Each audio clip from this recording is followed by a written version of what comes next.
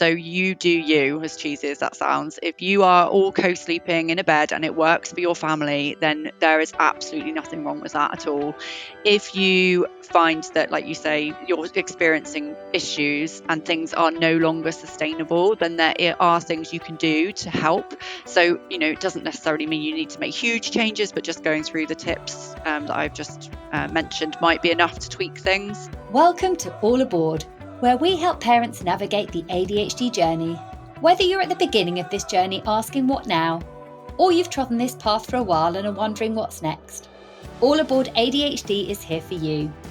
We bring you key information from expert interviews, alongside parents sharing their real-life lived experience to help you feel less alone. I'm Claire, and today we'll be talking about sleep and ADHD with our expert guest, Fay Smith. Fay is a children's sleep consultant and co-owner of the Little Dreams franchise. Fay was a former mental health social worker when she met her business partner Jenna in 2019 through a mutual friend after struggling with her second child's sleep. Fay and Jenna share an intense passion for the importance of sleep and the role it plays in health and well-being, not only for children but also for their parents, particularly as mums. As members of the British Sleep Society and the British Paediatric Sleep Society, along with the Association of Professional Sleep Consultants, they pride themselves on their evidence-based practice. Fay is a qualified sleep practitioner, having trained with the Sleep Charity UK and with Dana Obelman at Sleep Sense. Between Fay and Jenna, they have supported over 1,000 families across their growing UK franchise, and both feel that this is the best job in the world. Welcome aboard, Fay. Thank you. Thank you for having me. Thank you for being here. So we first met back in 2019 when you worked with my son, and he was 8 years old at the time, having real challenges with his sleep. I think if I remember correctly, it was particularly difficult for him to settle. And you introduced me via another sleep expert because I was looking for someone who understood ADHD and was able to factor that into the approaches that would work for him and his brain. But ADHD aside, sleep is obviously something that affects most children at some stage of their life, but is problematic for children like my son who have ADHD. So I thought perhaps we could start talking just about the importance of sleep in general. So why is sleep so crucial for children and for us as parents? It is absolutely essential for health, growth, memory, for everybody. We know that sleep affects our mood, our relationships, our ability to concentrate, learn, process things, and that's exactly the same for children as it is adults. And we also know that it's particularly for children and young people, poor sleep can really adversely affect learning, cognitive ability, which means they can often fail to meet their full potential in school, which is, where we see a lot of problems with school-age children when they're really tired, and similarly with parents or adults in general. There's lots of health implications to poor sleep. There's research to show that it can increase the risk of obesity, type 2 diabetes, the risk of Alzheimer's, heart disease. It's so crucial. And I always say that if Mother Nature had intended for us not to need sleep, it would have been whittled out way before now. Yeah. So it's still a key part of our overall health and well-being.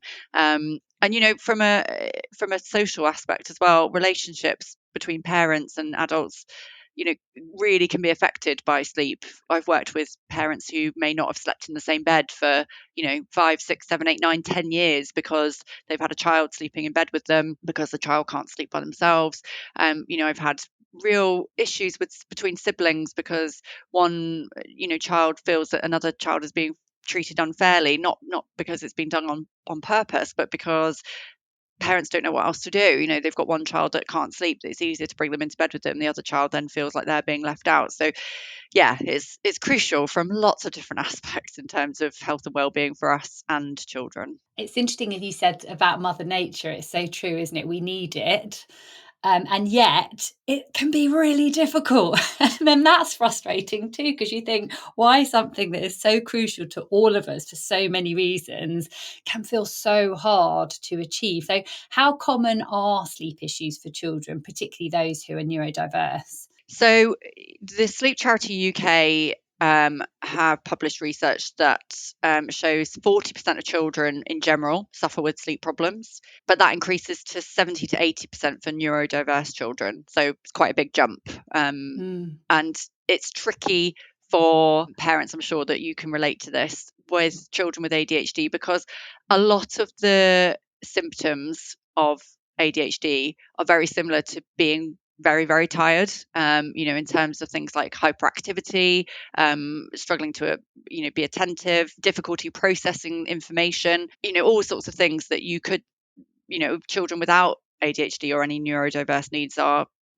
struggling with. So obviously then when you've got a child where it's potentially something else that they're struggling with, then it's difficult to unpick the two. But yeah, it's quite a lot. It's a significant amount of children in general, but also within the neurodiverse population as well. Yeah, that is really significant, isn't it? One that actually almost half of all children at some point might encounter these issues. But if you have a child who has ADHD or other neurodiversities, the likelihood is you're going to encounter sleep issues. And I think what you were saying in terms of symptoms is interesting, because I always feel like it's a kind of vicious circle you get into a little bit, because certainly from my experience, ADHD really impacts sleep, the ability to fall asleep or stay asleep. And yet that then has this knock-on effect on symptoms that can then make it harder to fall asleep again. So we go round and round in circles. So from your experience, how does ADHD affect sleep? So because ADHD impacts the regulation of brain activity, and then that often impacts sleep patterns, the two things are very much interlinked. So sleep problems can be an effect of other things that are going on. So for instance, some researchers believe that ADHD related symptoms can be traced to a delayed circadian rhythm.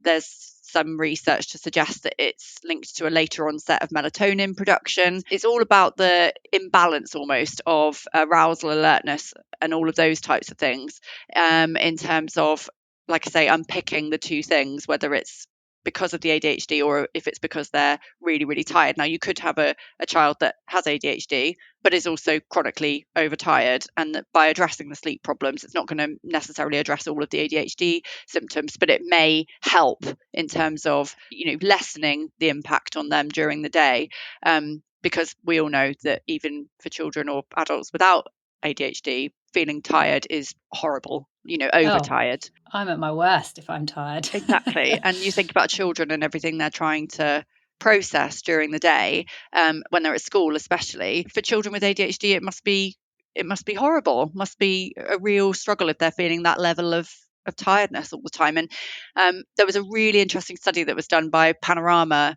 back in 2017. It was called Sleepless Britain.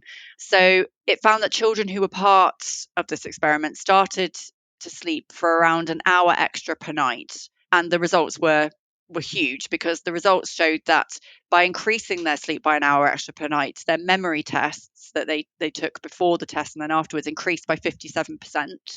Wow. Their attention and focus improved by 44%, and their problem solving ability by 66%, I think it was. So it's huge that, even just by having an extra hour every night, the impact is absolutely huge. And it's now finally being recognised as part of the curriculum, in terms of the importance of sleep and how they can work that into the curriculum, because we have lots of things on healthy eating, on exercise, all things like that, but up until now there's been very little, or it's just tokenistic about sleep. But now there's a real emphasis on sleep as part of the curriculum, which is brilliant, because that's what we need, really, is that understanding on a grassroots level of how important sleep is. Yeah, absolutely. And when you talk about the impact of sleep like that, all of those things, I mean, naturally, you consider how they relate to a child in the classroom. But if you've got ADHD, the likelihood is you being in the classroom or at school is already significantly more difficult for you than it is for your peers. So sleep then becomes more crucial, which is almost what feels so cruel about it. But just to go back a second on what you were talking about, all the kind of theories about why that is, and you talked about the delayed onset of melatonin and perhaps the delayed circadian rhythm. I thought maybe you could just elaborate a little bit on those, what those two things mean, because they're things I recognise, but perhaps people listening might not fully understand that, because I think it's really significant. Okay, so melatonin is very basically is our sleep hormone. So when we are awake during the day and we're exposed to lots of sunlight and daylight and UV light in general, our body is telling us it's daylight, it's daytime, therefore we're awake. When it starts to get dark, melatonin is produced. So because obviously younger children go to bed much earlier, that melatonin production tends to happen earlier in the evening than it would perhaps for us as adults. You do have to help that along, and I can talk a little bit more about tips you can do with any child to kind of help that, especially in the summer months when it's not getting dark till 9-10 o'clock. Yeah. But generally speaking, their melatonin will start to rise in the evening around the time the sun would set. Apart from a height of summer, and that melatonin really helps their body to kind of recognize that it's nighttime and we go to sleep. So the serotonin levels start to dip, the melatonin levels start to rise. So you have this kind of increase in sleep pressure, sleep, tiredness, and your body is telling you to go to sleep. And then that kind of rises throughout the night and then dips off early hours of the morning when you wake up. So it's, something that helps you go to sleep.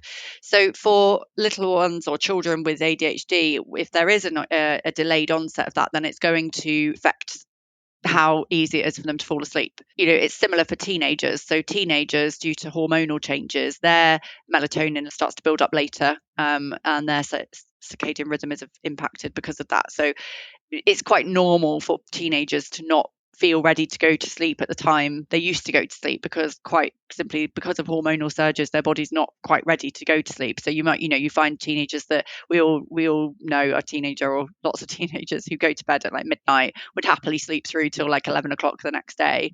The problem is that today's society doesn't allow for that, because obviously you've got to get up, go to school, so they end up very tired. And it would be similar for children with ADHD. If they were experiencing that delayed onset of melatonin, they're going to struggle to go to sleep earlier.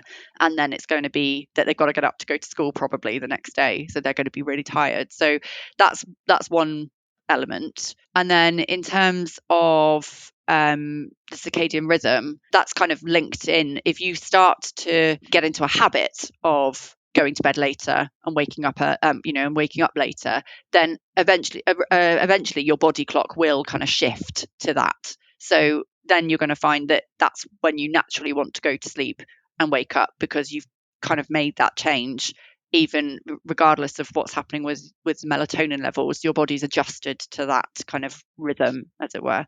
So it can become, although it could be potentially triggered by a change in melatonin levels, it can then also become habitual or behavioral, because you then go to sleep at a set time or later, and then wake up late. What you want to wake up later. So yeah, it's difficult to shift that. It's possible, but it's difficult once you've got into a rhythm with it. It's the same as if you go to bed at the weekend and you don't have to set your alarm to get up the next day, more often than not, we will still wake up around the time that our alarm clock would go off, even though it's not going to go off, because your body is recognizing that that's the time it normally wakes up. You might roll over and go back to sleep again, but you're probably going to rouse around that time that you normally would. It's really interesting.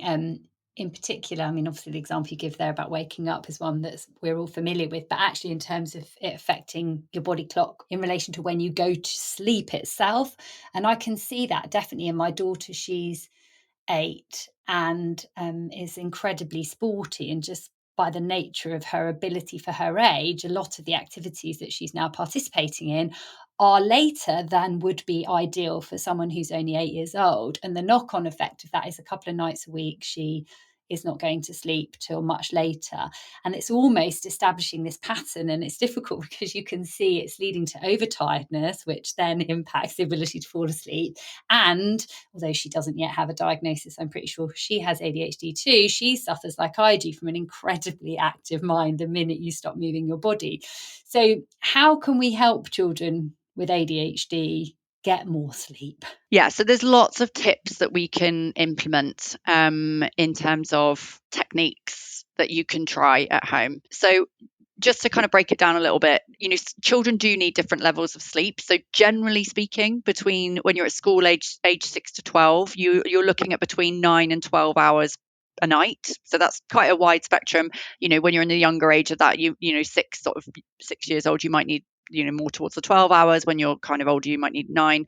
And then when you're a teenager, that shifts to about 8 to 10 hours. So teenagers 13 plus. So it does change. And interesting what you say about your daughter, because my daughter's very similar in terms of she's got a horse and she rides every day after school. And, there's often in the summer competitions and all this, that, and the other. And she'll tell me she's like, I'm really tired, I want to go to bed early tonight, after a busy week. She still won't fall asleep at the time that she wants to fall asleep because she's not ready, so I can tell she's tired, bags under her eyes. She's telling me, Mummy, I'm really tired, I want to go to bed.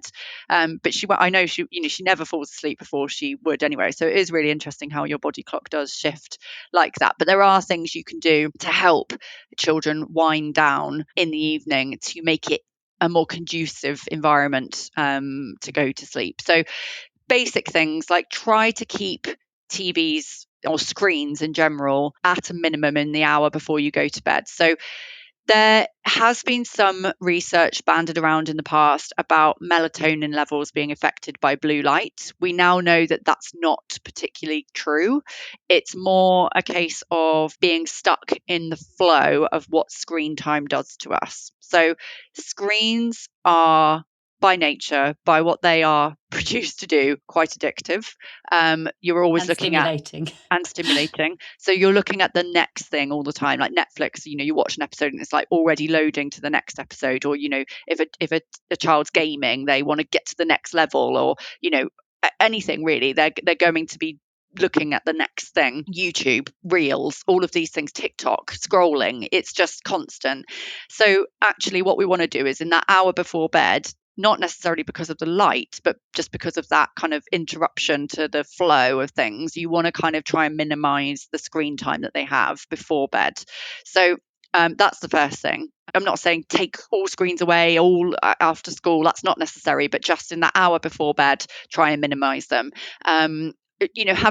Focusing on things that are more mindful in terms of calming activities, hand-eye coordination, colouring, craft, Lego. I'm not quite at the teenager stage with my two, but mindfulness colouring is a brilliant one for my two. Even my son, who's very active, he's can't sit still, got ants in his pants all the time. He will sit and do colouring. He finds it quite therapeutic. Puzzles, like I say, Lego is a brilliant one. Play-Doh, like for sensory, is brilliant. But anything that's kind of hand-eye coordination, just to help relax the brain and at the end of the day is brilliant in that hour before bed. So just introducing a little bit of that in the hour before bed.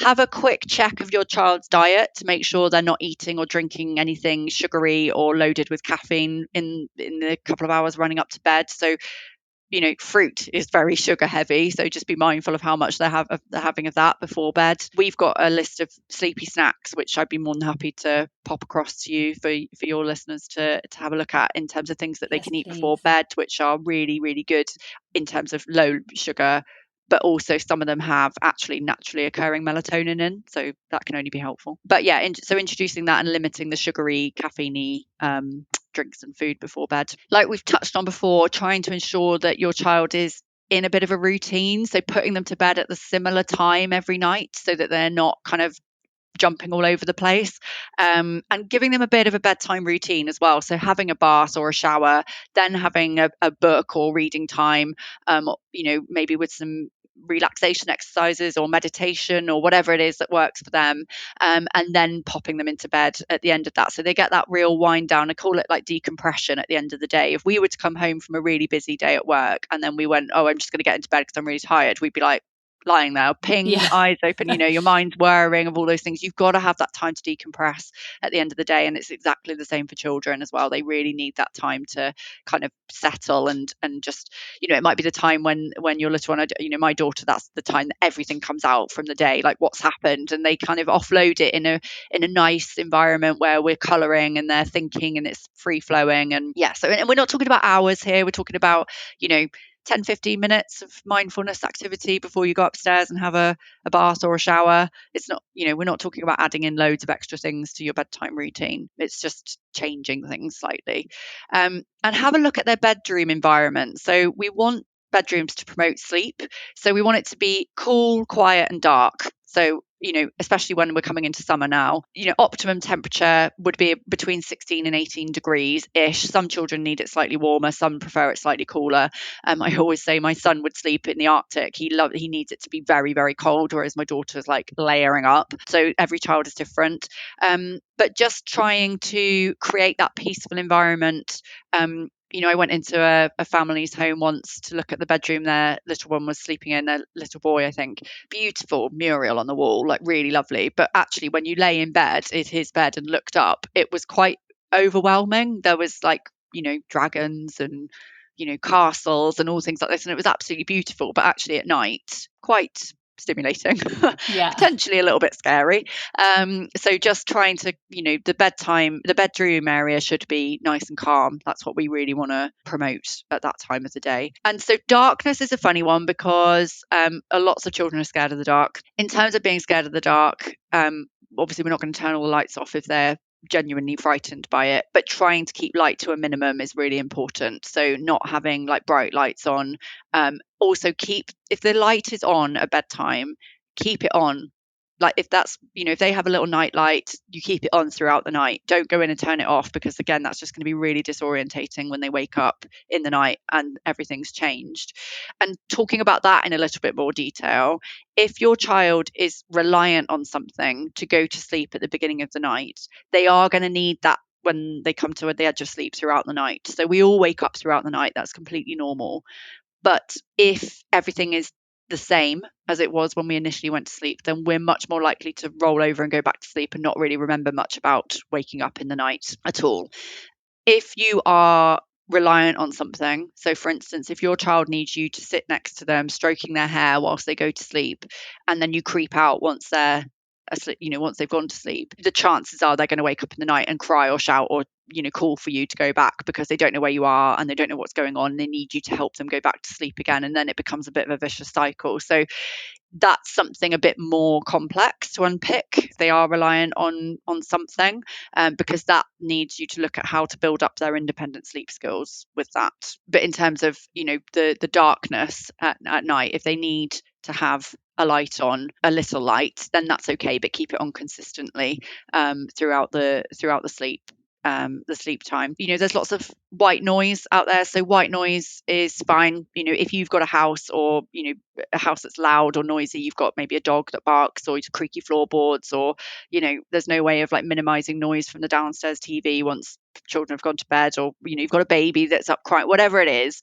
White noise is fine, but again, it needs to be pure white noise, not kind of rainforest noises or anything like that, or lullabies. It needs to be pure white noise or pink noise or brown noise, but something that's a set frequency, and it needs to be on consistently throughout the night, not just when they go to sleep, because again, something will change when they wake up and they'll feel disorientated. You'll need to go back in, turn it back on, just keep it on throughout the night. That's really interesting. And you said not lullabies, but my daughter loves falling asleep to, it's a playlist that comes on. I think it's called something like relaxing bath songs. It's almost like spa music. Yeah. And she loves having that on when she falls asleep. And then obviously once she's asleep, I typically turn it off. But that is unlikely to be a set frequency, as you say. Is that not a good idea, or should I leave it on if it works for her? If it works for her and there's not a problem, that what we say with anything that we do is nothing is a problem until it's a problem. So if you are doing something and you're like, well, this I don't know what's not working. If that was if you came to me and said, my daughter's waking up throughout the night,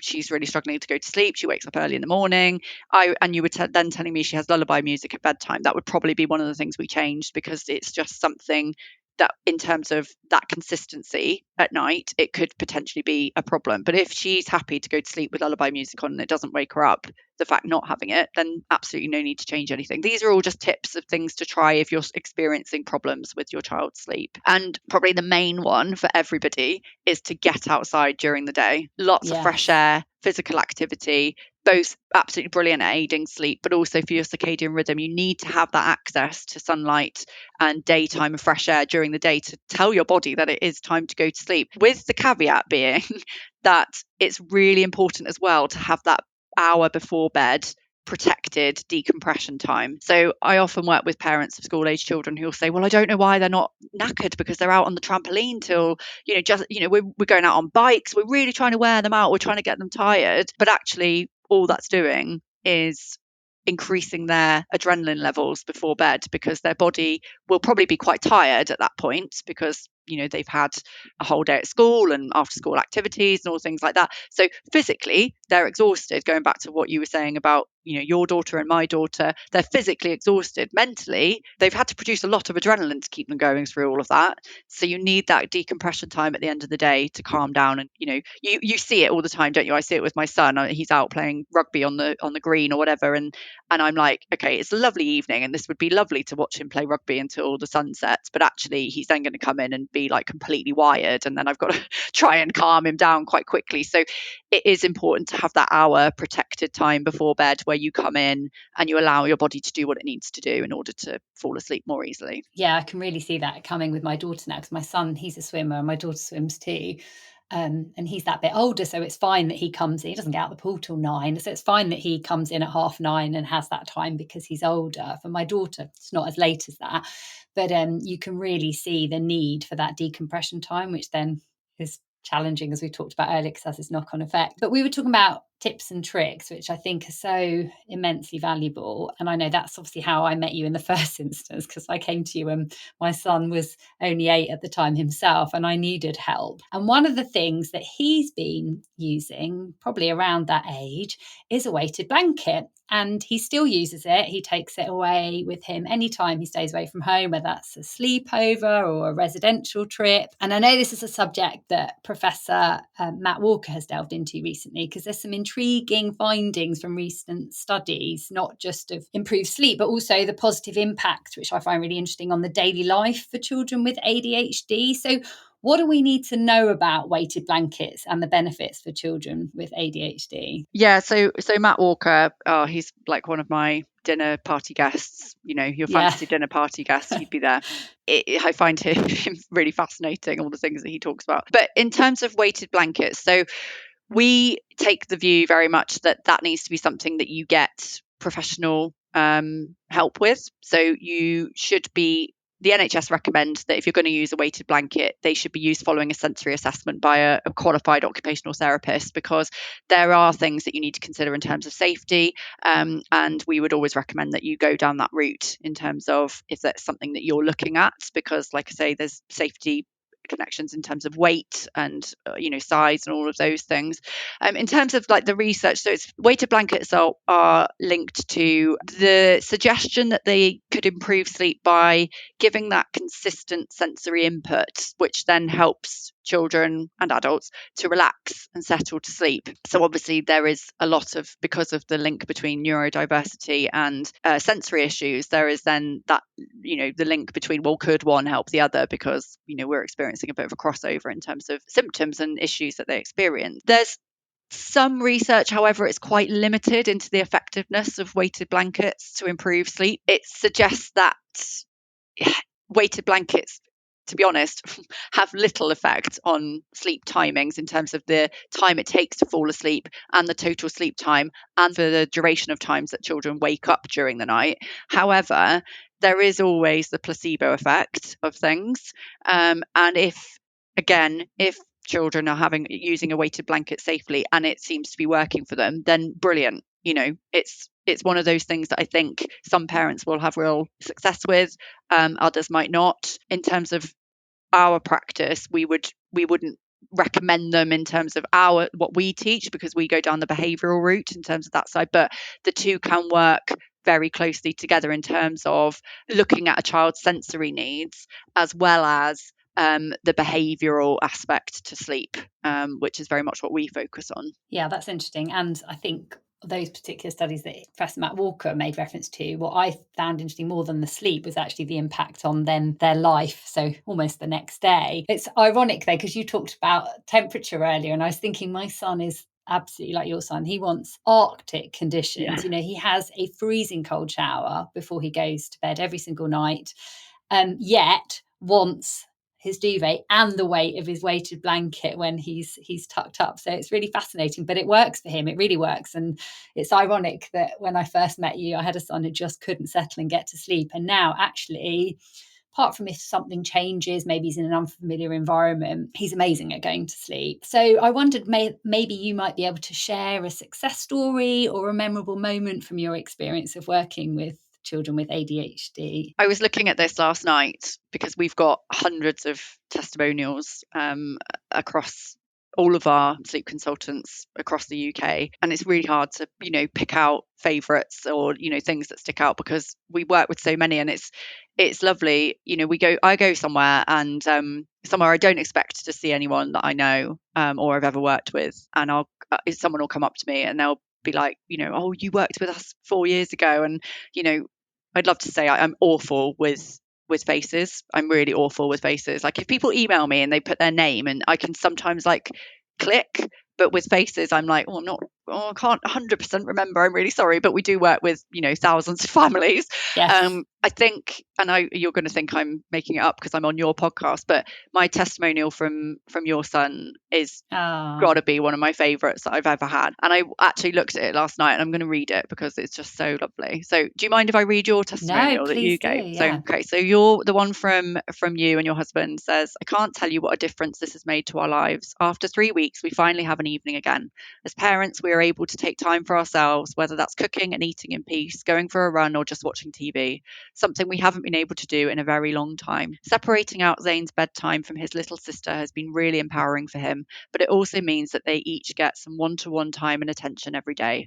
I've been so proud of Zane's progress and achievements throughout this process, not least with his ability to relax and fall asleep by himself, but also with his ability to entertain himself for an hour whilst his sister does her bedtime routine. This is a big achievement for a little boy who has required constant engagement and presence since he was born. Most importantly, Zane is getting an average of 10 hours sleep per night, rarely even waking to go to the toilet, which has had a noticeable impact on his health and happiness.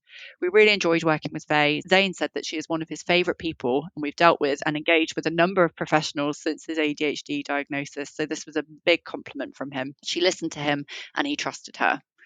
And then Zane put, thank you, Fay, for coming into my life and helping me stop being scared about going to sleep. Before I knew you, I was really scared of falling asleep, but now you've talked to me and I'm really, really confident in the sleep routine, and I now like falling asleep by myself. That's just my favourite testimonial. Oh, do you know, I've actually genuinely got like tears listening to that. It's amazing, isn't it? Because it takes you right back to a stage in life, and you almost forget how far you've come because the challenges shift and change. It's actually quite also bittersweet in the sense of, an evening, I remember those things. I know. Now that he's a teenager, it's a long time since we've had an evening, but he definitely does sleep very well, and he definitely does remember you very fondly. And we've been able to apply those things that we learned through you with my daughter now too, who is the same age. So thank you for sharing that. He does remember you very fondly, and honestly, working with you had a profound impact on his sleep and his ADHD and just happiness symptoms, everything in general. So what one piece of advice would you leave for parents listening who are struggling, like I was, with their children's sleep? Yeah. So for all parents, whether you have a neurodiverse child or a typical child in terms of sleep, there are some things you can do. A couple of things really. So one, nothing's a problem until it's a problem. So you do you, as cheesy as that sounds. If you are all co-sleeping in a bed and it works for your family, then there is absolutely nothing wrong with that at all. If you find that, like you say, you're experiencing issues and things are no longer sustainable, then there are things you can do to help. So, it doesn't necessarily mean you need to make huge changes, but just going through the tips that I've just mentioned might be enough to tweak things. Talk to your child about it. Don't make sleep this kind of big scary thing, because I think that's one thing that often we find with children is that they just don't know how to do it. So it's just completely and utterly alien. And we often say to parents, imagine everything else in a child's life they kind of learn through mirroring, watching other people sleep. You can't do that. Like, oh, this is how we're going to go to sleep, and just shut your eyes and watch me for 12 hours. And it might sound ridiculous for people who have good sleepers, but it really is a problem for a lot of children. And talking to children about it there are things you can do to change things, and there is help out there, whether that's through a company like us or, charities. There are lots of ways in which you can get help. And like you found with your family, we work with school age children for 3 weeks, and within those 3 weeks we'll work with you as the parents, but we'll also work with the child. I remember having video calls with your son, where he'd take me into another room and be like, I need to tell you about what happened last night because mummy and daddy didn't follow the rules. And and it was so funny because he really engaged with it, and it went from something really scary for some children, oh, we're getting a sleep consultant's coming in to help you. Well, that's really frightening for children. They don't know what that means, and we want to engage with them and talk to them about it and make them part of the process rather than something happening to them. It's happening with them. So there is lots of support out there, but in terms of making a few tweaks, the consistency of a routine is really, really key for all of us in terms of sleep, and just allowing yourself that time at the end of the day, but knowing that there is help out there if you need it. You don't need to struggle. It's not something that you need to struggle with. We can help for sure.